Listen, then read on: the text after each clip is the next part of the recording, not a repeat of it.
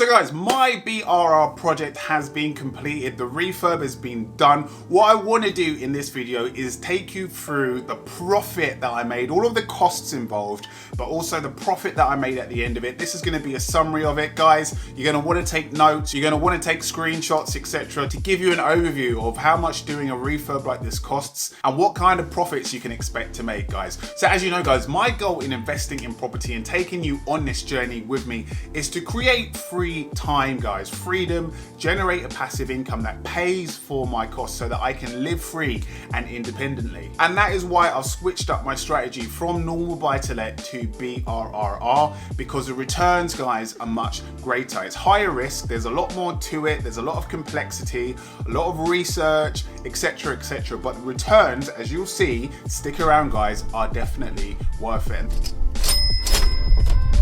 That's why I want to do multiple projects like this in the course of the years going forwards. Now guys, the project is complete, the new valuation is here post the project, and I'm going to share all of my costs as well and how much I made. By the way, if you're new to the channel, my name is Warren. I am a banker here in London and a property investor across the UK.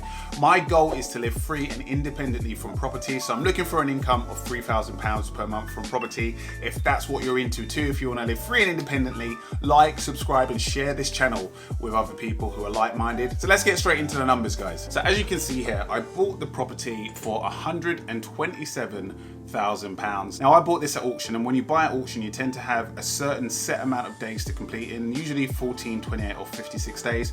I had 28 days, so I used bridge and finance because I wanted to ensure that my mortgage offer came in, my bridging finance offer, sorry, came in the allotted time scale, because if you don't get your offer by then, if you don't complete within those 28 days, you could potentially lose all of your money. So I got bridging finance at 75%, so that means I had to put down a deposit of £31,750. Stamp duty came in at £3,850 on this property.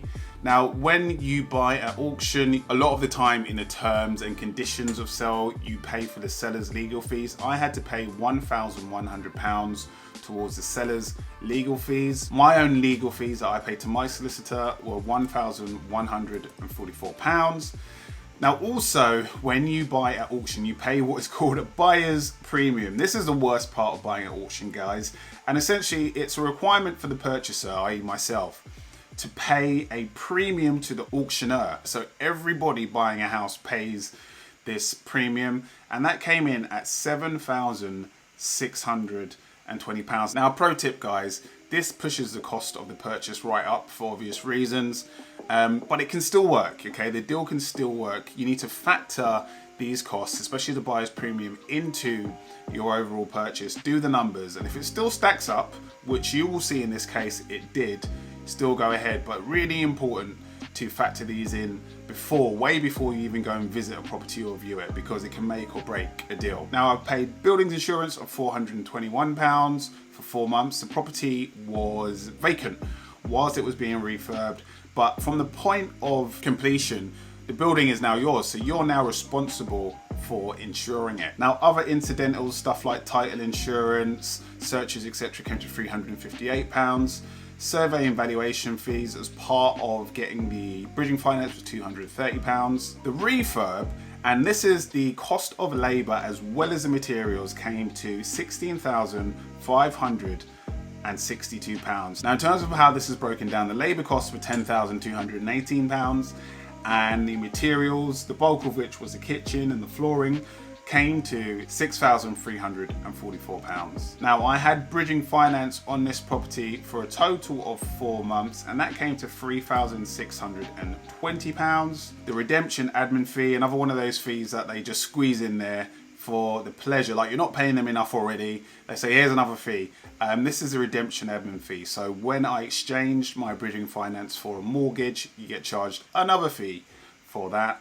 The broker fee for finding the mortgage was £580. And then the legal fees, when you remortgage, you have to get a new set of legals done, £1,383. And then there was a refinance, I spelt refinance wrong there. The product fee was £324. So as you can see, that's a total, all in, guys, to do this whole project, I spent £69,000 £237. So guys, what's my overall thought of these costs? If you watch my videos, guys, you know that I tend to target properties around the £100,000 mark because it's Manchester, and Manchester has really been the top performing city in the UK for the past at least a decade.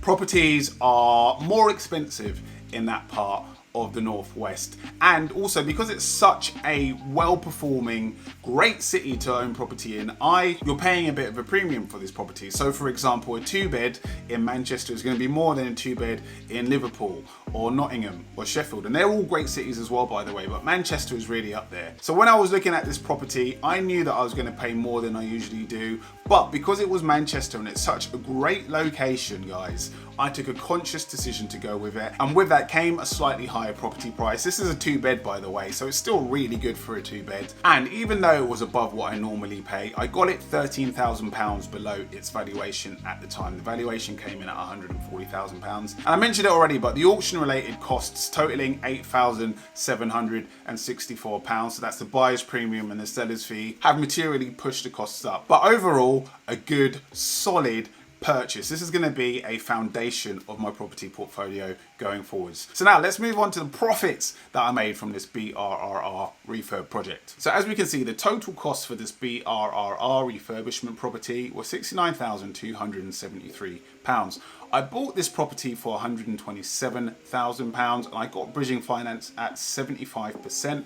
So the lending that I took out on this originally was £95,250. Now, once the refurbishment was done after 3 months, what you do is you get a new valuation done, and that's going to inform the new lender, the new mortgage lender, how much they're going to be willing to lend you based on the new valuation. Now, the new valuation came in on this refurbishment property at £160,000. The new mortgage lender was willing to lend me 75% of that, so that's £120,000. That £120,000, which is a lending from the new lender, is going to go to pay off the original bridging finance that you can see here of £95,250, and then the remainder, the £24,750, is profit which comes to me. That is my profit on this deal, guys. £24,750 into my bank account, and that works out to a return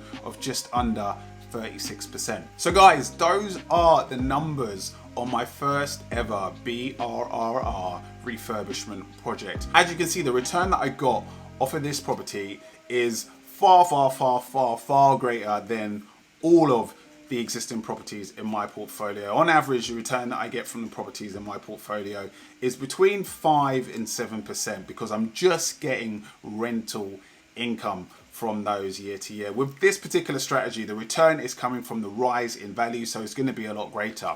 Going forwards, guys, what I want to do is at least 3 or 4 of these per year. Imagine getting 3 or 4 lots of £24,750 per year. You're going to be in a really good position in terms of having income coming in outside of work and setting you up for a lifestyle that is free, where you can pursue what you want. That is the goal, guys. And going forwards, what I want to do is increase the return. As you saw, the return from this particular BRRR refurbishment project was £36,000.